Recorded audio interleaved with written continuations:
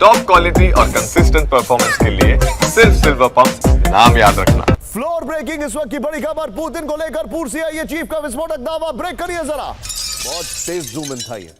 NATO देशों पर हमला करेंगे पुतिन, पूर्व CIA चीफ ने कहा। यूक्रेन जीतने पर नेटो देशों पर करेंगे हमला, पूर्व CIA चीफ ने कहा। CIA के पूर्व चीफ डेविड पेट्रियस का दावा। सबसे पहले लिथुआनिया पर हो सकता है हमला। फुल स्क्रीन ब्रेकिंग दिखाइए इस वक्त की बड़ी खबर। इस खबर का एक पार्ट हमने आपको कल बताया था।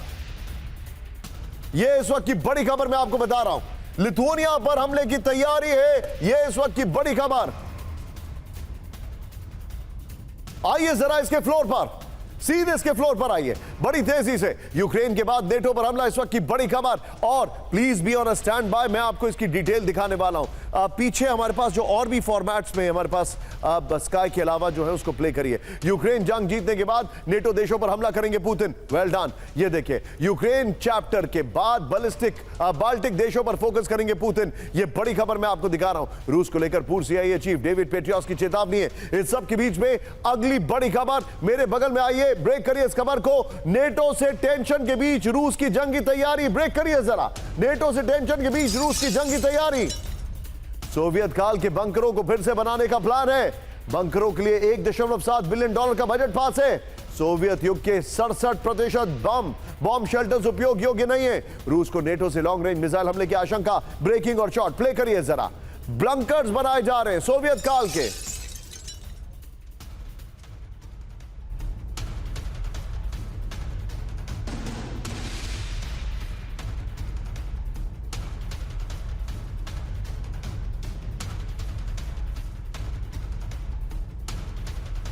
की बड़ी खबर, बंकर्स तैयार किए जा रहे हैं। सीधे की ग्राफिक्स पर आइए और पहले वाली ब्रेकिंग और शॉट बगल में चलाते रहिएगा। ये देखिए रूस की जंगी तैयारी। नेटो से युद्ध की आशंकाओं के बीच रूस की जंगी तैयारी शुरू हो चुकी है। सोवियत काल के बंकरों को फिर से ठीक करने की रूस की योजना है। बंकरों को बनाने के लिए $1.7 बिलियन खर्च करने का बजट पास किया जा रहा है। फिर सोवियत काल के, यहां पर शॉट चेंज करिए, सोवियत काल के 2/3 बॉम्ब शेल्टर्स इस्तेमाल योग्य नहीं है। सोवियत युग में 67% बॉम्ब शेल्टर्स उपयोग योग्य नहीं है। इस सब के बीच में एक बड़ी खबर, फ्लोर ब्रेकिंग, विनाशक जंग की तैयारी में नेटो। ब्रेक करिए जरा, बड़ी खबर।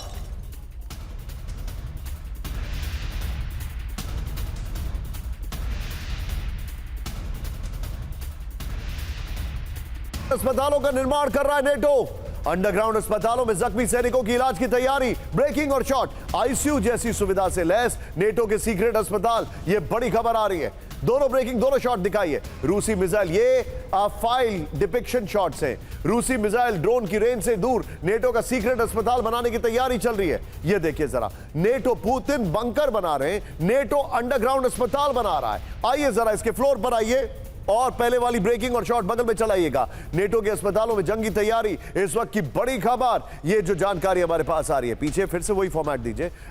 रूस से टेंशन के बीच विनाशक जंग की तैयारी में नेटो देश, ये जानकारी हमारे पास आ रही है। जंग के दौरान जख्मी सेना के लिए इलाज के लिए सीक्रेट अस्पताल, ड्रोन और मिसाइल हमले की पहुंच से दूर नेटो का सीक्रेट अस्पताल।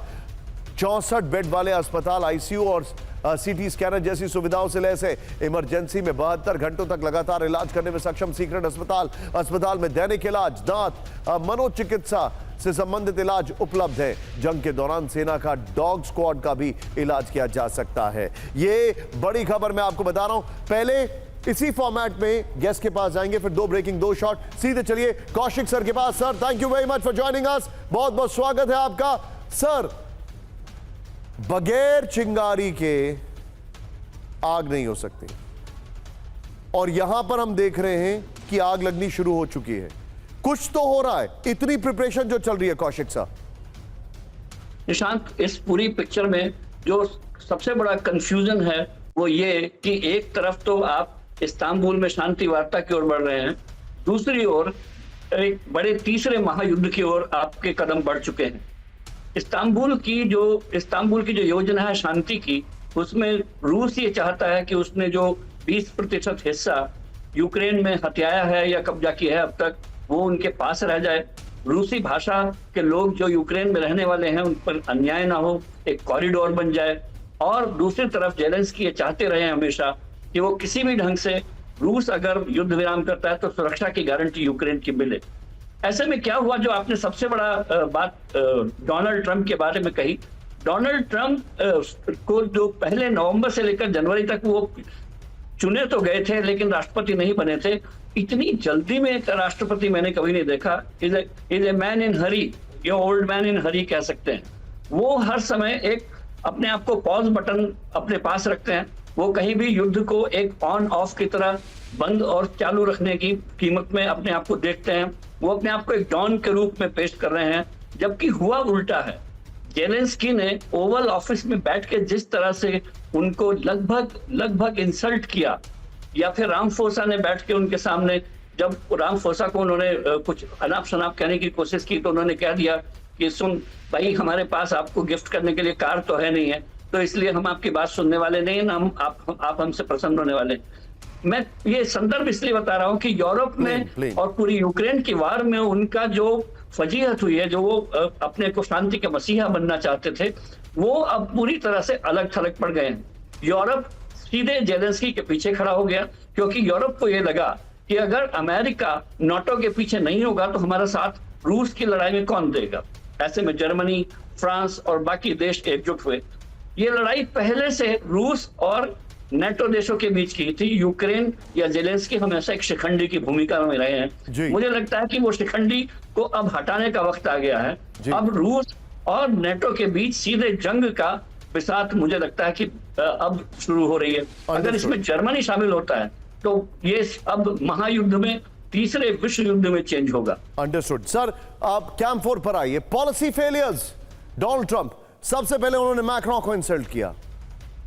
उनके पास किंग चार्ल्स से मिलने का इनविटेशन आया, उसके बाद भी ब्रिटेन में लोग कह रहे हैं कि इससे इनविटेशन वापस ले लो। फिर उसके बाद उन्होंने जेलेंस्की के साथ जो भी हमने इस चैनल पर दिखाया,